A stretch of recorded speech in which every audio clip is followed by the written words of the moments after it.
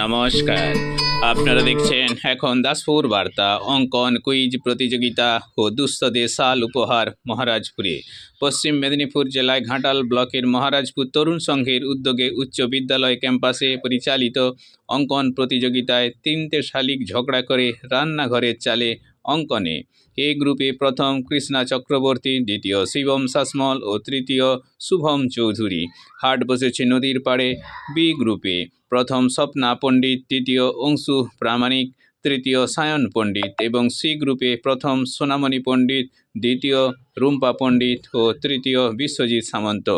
পঞ্চম থেকে দশম শ্রেণীর কুইজ প্রতিযোগিতায় প্রথম দীপাঞ্জন দোলই ও সহযোগীবৃন্দ, দ্বিতীয় শুভম সাঁতরা ও সহযোগীবৃন্দ এবং তৃতীয় দিশা বেরা ও সহযোগীগণ।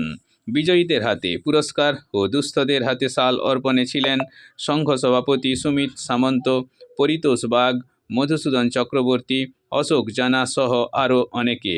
শিক্ষামূলক কুইজ ও সভা সঞ্চালনায় ছিলেন শিক্ষক রবীন্দ্রনাথ চক্রবর্তী। মহারাজপুর তরুণ সংঘ ও গ্রামবাসীবৃন্দের সহযোগিতায় কৃতজ্ঞতা ব্যক্ত করেছেন সংঘ সম্পাদক সুরজিৎ পণ্ডিত। মহারাজপুর থেকে রিপোর্টে Shyamsundar Doloi. Like and follow with subscribe এখন দাসপুর বার্তা। এই দাসপুর বার্তায় যুক্ত হন, আলোর পথে এগিয়ে চলুন।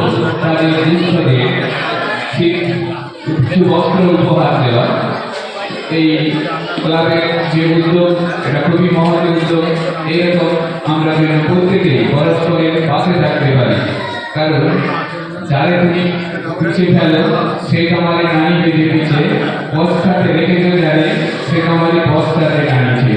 তাই আমরা যাতে এগিয়ে যেতে পারি সবার সাথে, সবার পাশে, এর জন্য যারা পিছিয়ে পড়েছে অপেক্ষাকৃত তার দিকে সামনে যাতে আমরা এগিয়ে যেতে পারি সেই প্রচেষ্টা সাধুবাদ জানাই। জাতি, ধর্ম, বর্ণ নির্বিশেষে সকল মানুষের প্রতি সহানুভূতিশীল এবং মানবিক উদ্যোগে সাধুবাদ জানাই এই ক্লাব কর্তৃপক্ষের সভাপতি, সম্পাদক ও অন্যান্য সমস্ত কর্মীবৃন্দ ও এই গ্রামবাসীবৃন্দকে ধন্যবাদ।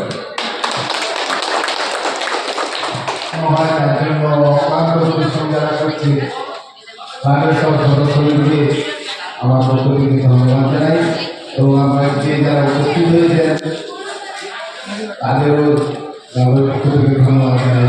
মধুসূদন চক্রবর্তী মশাই আটকে আসছেন, আসেননি। আগামীকাল আমাদের যে অনুষ্ঠান, ওটায় আমাদের গ্রামের যারা প্রয়াত হয়েছেন তাদেরও একটা সম্মান জানানোর ব্যবস্থা এবং বয়স্ক যারা মারা আছেন এখনও অনেকে অসুস্থ এবং অনুষ্ঠান হচ্ছে, সেই জন্য আমরা খুবই গর্বিত।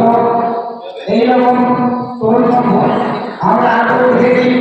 তরুণ সংঘের আমাদের মহারাজপুর ফুটবল মাঠ যেটা এখন আমাদের মধ্যে এখন নেই, সেই মাঠে আমরা দুর্দান্ত খেলা দেখেছি।